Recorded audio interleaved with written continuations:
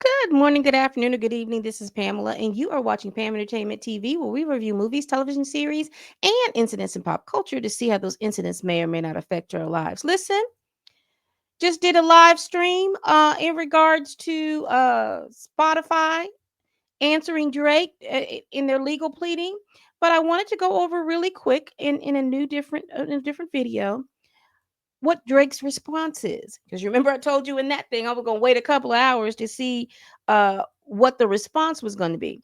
And so this is an article by Variety. And let me go back up, make sure I give the credit where credit is due. And this is written by Jim Aswad. Spotify slams Drake's claim that it artificially inflated Kendrick Lamar's Not Like Us streams. Drake Legal's team fire back. Now, if you have not watched that last stream that I did, the live stream that I did, go back and watch that live stream so you'll know how Spotify uh, answered Drake. But what I wanted to go over is this right here. It says here a spokesperson for Drake's legal team responded on Friday, saying in a statement to Variety, it is not surprising that Spotify is trying to distance themselves from UMG's allegedly manipulative practices to artificially inflate streaming numbers on behalf of one of its other artists. If Spotify and UMG have nothing to hide, then they should be perfectly fine complying with this basic discovery request. So, shortly after the first of the two legal actions, a UMG spokesman slammed the accusation, stating that the suggestion of that UMG would do anything to undermine any of its artists is offensive and untrue. We employ the highest ethical practices in our marketing and promotional campaigns. No amount of contrived and absurd legal arguments in this pre-action submission can mask the fact that the fans chose the music that they wanted to hear, and they keep repeating that, and they keep repeating that. So they're just going back over the petitions and things like that.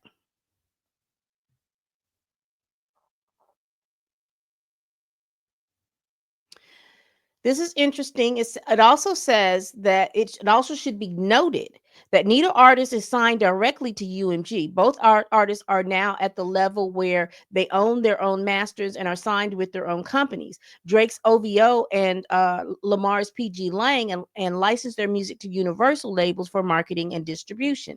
So they have a distribution deal with them.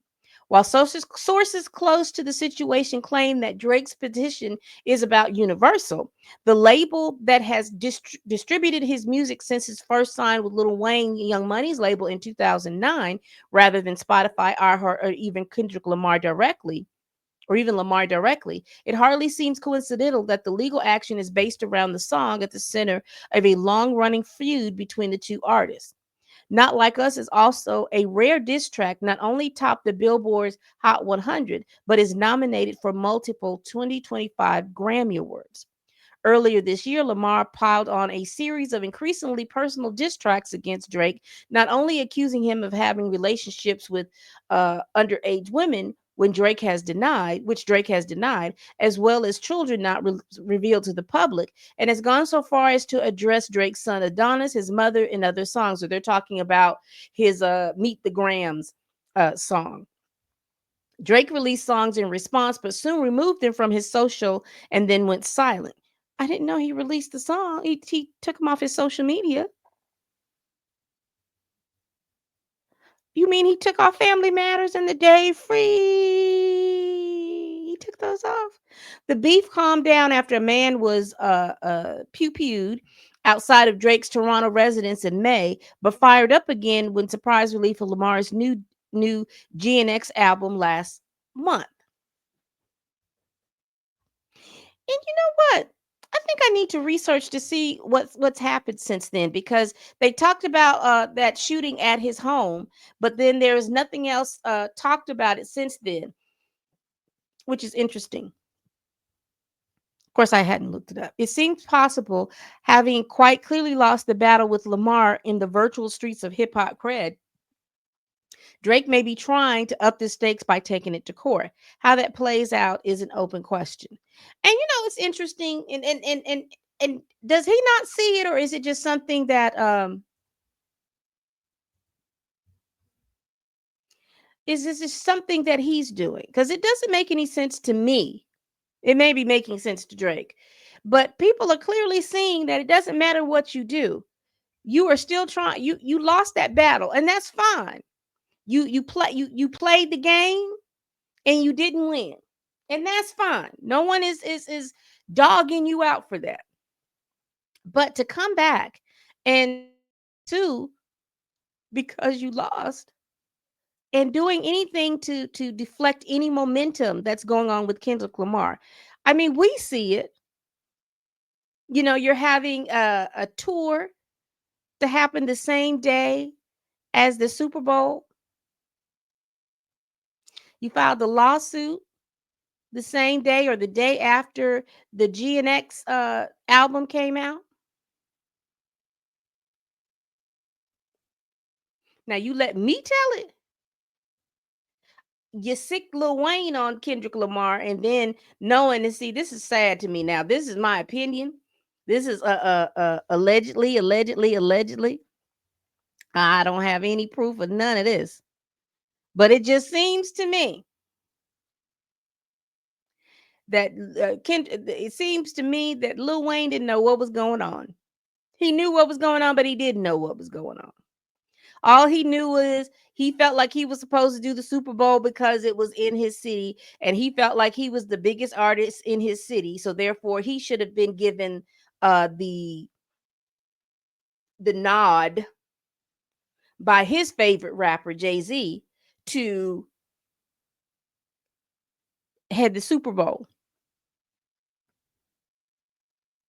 Because I just saw an interview that he with what was his name? Chuck Bayless, whatever. I know his last name is Bayless. I can't tell you what his first name is, but he used to be with Shannon Sharp. But he was on there talking about, oh well, he didn't know that that's what the lyrics said. And how you didn't know? I mean, it's been come on now. It's been a couple of weeks. It's been 3 weeks. You didn't listen to the lyric at one time when somebody came to you and told you that Kendrick is dissing Lil Wayne. You didn't go to the lyrics to hear what was going on, and now you apologize because you realize that you took it too far with your tweet that you put out about "Don't wake up that sleeping giant." Paraphrasing.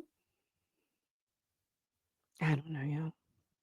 But I'm gonna continue, look, I'm gonna continue to follow it to see what's going on. This is quite interesting. I have not seen anything like this, and I don't think anybody has in the history of rap beef where people have sued another person because they did a diss track. And because you did not tell the truth in the diss track when you did a similarly same diss track and you didn't tell the truth. So this is going to be interesting. This is going to be interesting. And I think overall, what's happening too is if Drake gets his way, he will change. If he gets his way, he gets to court, he will change the landscape of rap battles and things like that. Because again, rap battles have gone on and people have said some scathing things to people, and some of the things have not been true. But you're acting like a sore loser because again, you've been on top for 15 years, 10, 15 years, and you have in those 10 or 15 years, and it reminds me the same thing about Nicki Minaj being in the rap game so long, and there wasn't any other woman rapper that was being pushed uh, that was being pushed at the level that Nicki Minaj would say. So she had a run on top for a long time. And now that you see the influx of a lot of these women rappers like Meg The Stallion, Cardi B, Glorilla, Doechii, Lotto, and what's the other girl's name?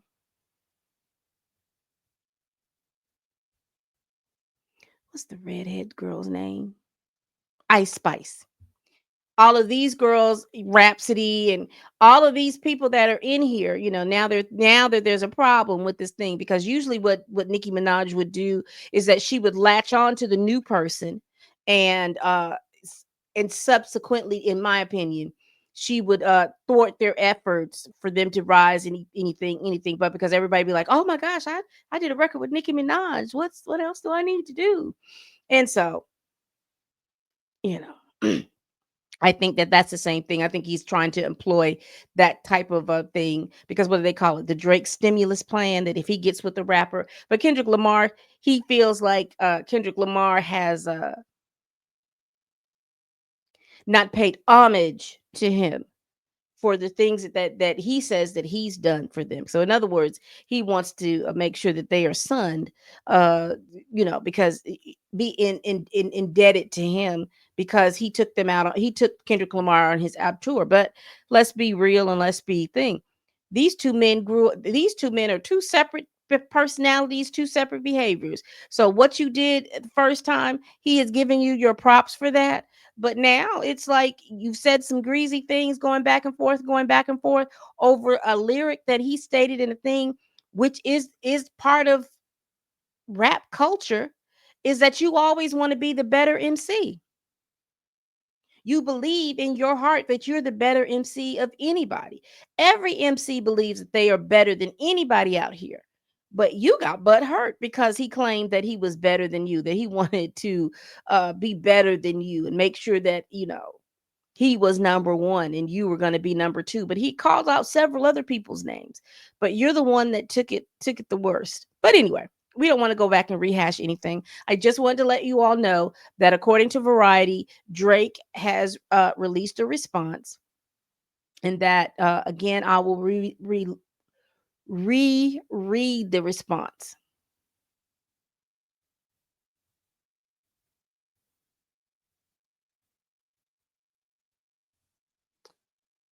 Again, it says a spokesperson for Drake's legal team responded on Friday, saying in a statement to Variety, it is not surprising that Spotify is trying to distance themselves from UMG, allegedly manipulative practices to artificially inflate streaming numbers on behalf of one of its other artists.